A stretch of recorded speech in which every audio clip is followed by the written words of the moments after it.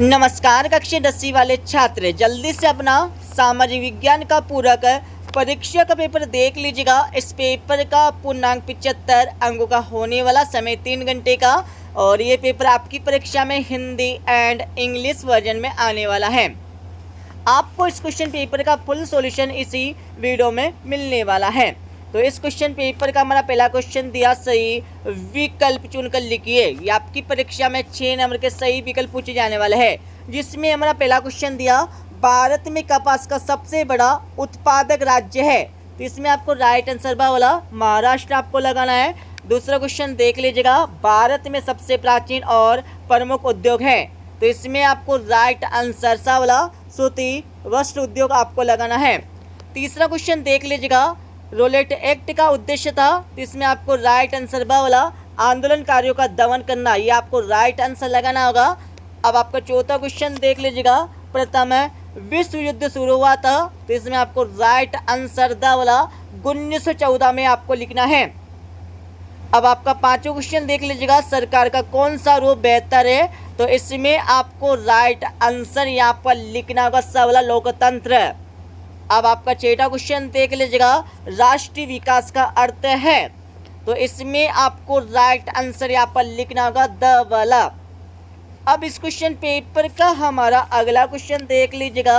अगला क्वेश्चन देखने से पहले जो छात्र यहाँ पर इंग्लिश मीडियम में, तो इंग्लिश वर्जन आपको दिया हुआ है, तो यहाँ से देख लीजिएगा। और यहाँ पर हमारा क्वेश्चन नंबर 2 दिया है, जिसमें क्या करना, आपको रिक्त स्थानों की पूर्ति करना है। तो हमारा पहला क्वेश्चन दिया, मानव स्वयं संसाधनों का खालतन हिस्सा है। तो पहले का आंसर आप लगा लीजिएगा। पहले में आपको लिखना होगा महत्वपूर्ण आपको पहले क्वेश्चन का आंसर लगाना होगा। और दूसरा क्वेश्चन देख लीजिएगा, फ्रांसीसी कलाकार फ्रेडरिक सरायू ने खालतन चित्रों की एक श्रृंखला बनाई। तो दूसरे क्वेश्चन का आंसर आप लगा लीजिएगा। दूसरे क्वेश्चन में आपको लिखना होगा चार आपको लिखना है। और तीसरा क्वेश्चन देख लीजिएगा, कई ग्राम पंचायतों को मिलाकर खालतन का गठन होता है। तो तीसरे क्वेश्चन का आंसर आप लगा लीजिएगा। इसमें आपको लिखना होगा पंचायत समिति, यहाँ पर लिखना होगा आपको पंचायत समिति लिखना है तीसरे क्वेश्चन का आंसर। अब आपका चौथा क्वेश्चन देख लीजिएगा, नेपाल की राजधानी खालतन है। तो इसमें आपको लिखना है, क्या लिखना है, काठमांडू आपको लिखना है। अब आपका यहाँ पर पांचवा क्वेश्चन देख लीजिएगा, राजनीतिक दलों को मान्यता देने के लिए खालतन आयोग बनाया गया। तो पांचवें क्वेश्चन का आंसर आप लगा लीजिएगा। इसमें आपको लिखना होगा निर्वाचन। अब आपका यहाँ पर 6 वाला क्वेश्चन देख लीजिएगा, सांप्रदायिकता खालतन के मार्ग में एक बड़ी बाधा है। तो इसका आंसर आप लगा लीजिएगा। इसमें आपको लिखना होगा लोकतंत्र एवं राष्ट्रीय एकता, यह आपको लिखना होगा। छठे क्वेश्चन का आंसर अच्छे से लिख लीजिएगा, पढ़ लीजिएगा, याद कर लीजिएगा। अब इस क्वेश्चन पेपर का हमारा अगला क्वेश्चन दिया। अगला क्वेश्चन देखने से पहले जो छात्र यहाँ पर इंग्लिश मीडियम में, तो इंग्लिश वर्जन आपको दिया हुआ है। फिल इन द ब्लैंक्स, आपको खाली स्थानों की पूर्ति करना है। क्वेश्चन नंबर 3 देख लीजिएगा, जिसमें सही जोड़ी का मिलान करना होगा। तो सही जोड़ी का मिलान आप कर लीजिएगा। मुद्रण माध्यम, तो इसमें आपको लिखना होगा समाचार पत्र। दूसरा आपका दिया है गुलामगिरी, तो दूसरे में आपको लिखना होगा ज्योतिबा फुले। तीसरा आपका दिया है हिंद स्वराज, तो तीसरे क्वेश्चन में आपको लिखना होगा महात्मा गांधी। चौथा आपका दिया है कोरोमंडल तट पर, तो चौथे क्वेश्चन का आंसर आप लगा लीजिएगा। इसमें आपको लिखना होगा मछलीपट्टनम। पांचवा क्वेश्चन आपका दिया है श्रीलंका की राजभाषा, तो इसमें आपको लिखना होगा सिन्हली। और 6 वाला आपका दिया है महिला साक्षरता दर, इसमें आपको लिखना होगा 54%। इसके साथ ही यहाँ पर अगला क्वेश्चन देख लीजिएगा। अगला क्वेश्चन देखने से पहले जो छात्र यहाँ पर इंग्लिश मीडियम में, तो इंग्लिश वर्जन आपको दिया हुआ है मैच द करेक्ट पेयर्स, आपको सही जोड़ी का मिलान करके लिखना होगा परीक्षा में। और क्वेश्चन नंबर 4 देख लीजिएगा, एक शब्द अथवा एक वाक्य में इन प्रश्नों के उत्तर आपको परीक्षा में देना होगा। जिसमें हमारा पहला क्वेश्चन दिया, रेगड़ या कपास वाली मिट्टी को क्या कहते हैं।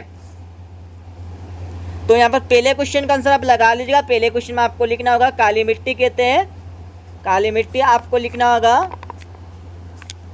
अब आपका यहाँ पर दूसरा क्वेश्चन देख लीजिएगा, वृक्षारोपण को प्रोत्साहन देने का कार्यक्रम प्रमुख रूप से कौन सा है।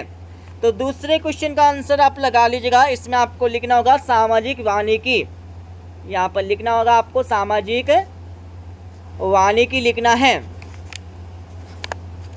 अब आपका यहाँ पर तीसरा क्वेश्चन देख लीजिएगा, बांधों को आधुनिक भारत का मंदिर किसने कहा। तो किसने कहा था।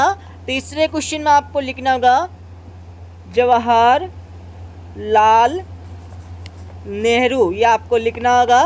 और आपका चौथा क्वेश्चन देख लीजिएगा, औद्योगिक क्रांति सबसे पहले किस देश में प्रारंभ हुई। तो किस देश में हुई थी।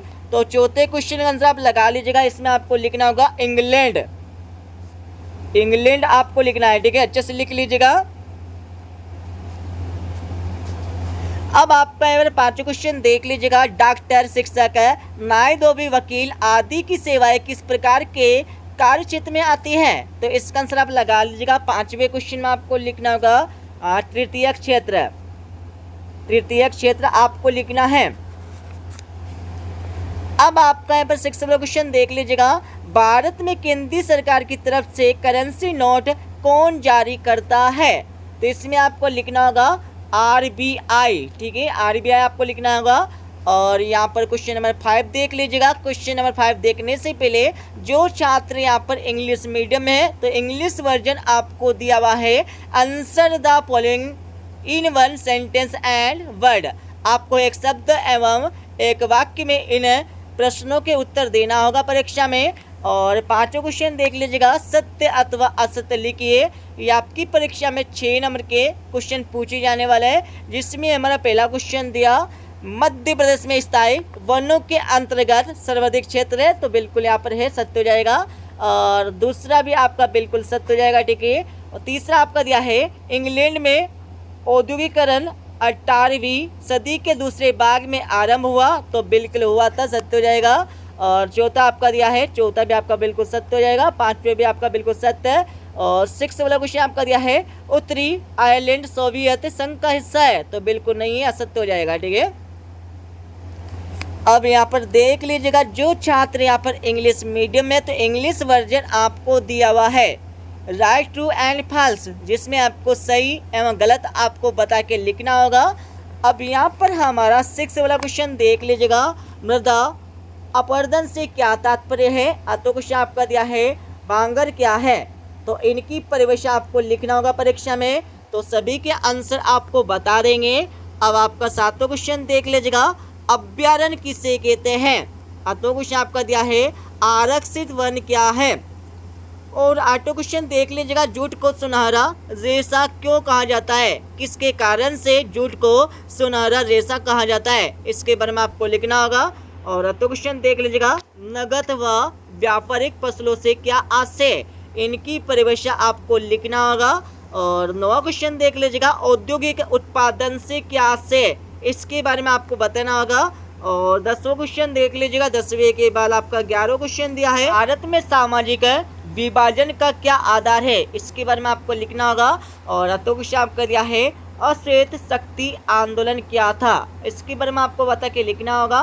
और 12वां क्वेश्चन आपका दिया है, 12वें के बाद आपका 13वां क्वेश्चन देख लीजिएगा, मुद्रा किसे कहते हैं, इसकी परिभाषा आपको लिखना होगा। और 14वां क्वेश्चन आपका दिया, 14वें के बाद आपका 15वां क्वेश्चन, 15वें के बाद आपका 16वां, 16वें के बाद आपका 17वां क्वेश्चन, 17वें के बाद आपका 18वां, 19वां क्वेश्चन यहाँ पर दिया है। अब यहाँ पर 20वां क्वेश्चन देख लीजिएगा, सविनय अवज्ञा आंदोलन का वर्णन आपको करके लिखना होगा। और 21वें क्वेश्चन में, भारत के मानचित्र में ऊर्जा के परंपरागत स्रोतों के क्षेत्रों को दर्शा के लिखना होगा, ठीक है। तो इसका आंसर भी आपको बता देंगे। तो क्वेश्चन आपका दिया है। और 22वां क्वेश्चन, 22वें के बाद आपका 23वां क्वेश्चन दिया है। अब मैं इस क्वेश्चन पेपर का आपको फुल सॉल्यूशन बता देता हूँ। तो ये हमारा क्वेश्चन नंबर पहले का आपका आंसर हो जाएगा, ठीक है। दूसरे का आंसर आपको दिया हुआ है, दूसरे के बाद तीसरे क्वेश्चन का आंसर आपको दिया हुआ है, तीसरे के बाद चौथे क्वेश्चन का आंसर आपको दिया है, चौथे के बाद पांचवी का आंसर आपको दिया हुआ है, ठीक है। अच्छे से पढ़ लीजिएगा। और छठे क्वेश्चन का आंसर आपको दिया, छठे के बाद आपको सातवें का आंसर यहाँ से मिल जाएगा, सातवें के बाद आठवें क्वेश्चन का आंसर आपको दिया है, आठवीं के बाद यहाँ पर नौवें क्वेश्चन का आंसर आपको दिया है, और 10वीं का आंसर भी आपको यहाँ से मिल जाएगा, 10वीं के बाद 11वें क्वेश्चन का आंसर आपको दिया, 12वें का आंसर आपको यहाँ पर दिया है, 13वां, 14वां और 15वें का आंसर आपको दिया है, 16वें का आंसर भी आपको यहाँ से मिल जाएगा, एक बार अच्छे से पढ़ लीजिएगा। और 17वें क्वेश्चन का आंसर आपको दिया है, ठीक है। 17वें के बाद यहाँ पर 18वें क्वेश्चन का आंसर आपको दिया, 18वें के बाद 19वें क्वेश्चन का आंसर आपको दिया, पूरा ऊपर से लेकर नीचे तक। यहाँ पर 20वें क्वेश्चन का आंसर देख लीजिएगा, जिसमें भारत के मानचित्र में इन सभी को आपको दर्शा के लिखना था, ठीक है। तो इसका आंसर आपको दिया हुआ अच्छे से। और 20वें क्वेश्चन का यहाँ पर अतवें वाला का आंसर आपको दिया हुआ है, और 21वें क्वेश्चन का आंसर आपको दिया है, ठीक है, पूरा देख लीजिएगा। और 22वें का आंसर भी आपको यहाँ से मिल जाएगा, और 22वें के बाद 23वें क्वेश्चन का आंसर आपको दिया है, पूरा ऊपर से लेकर नीचे तक, ठीक है। तो इस प्रकार से हमने आपको इस क्वेश्चन पेपर का फुल सॉल्यूशन बता दिया है। तो ठीक है, मिलते हैं अगले वीडियो में, जब तक ले जय हिंद, वंदे मातरम।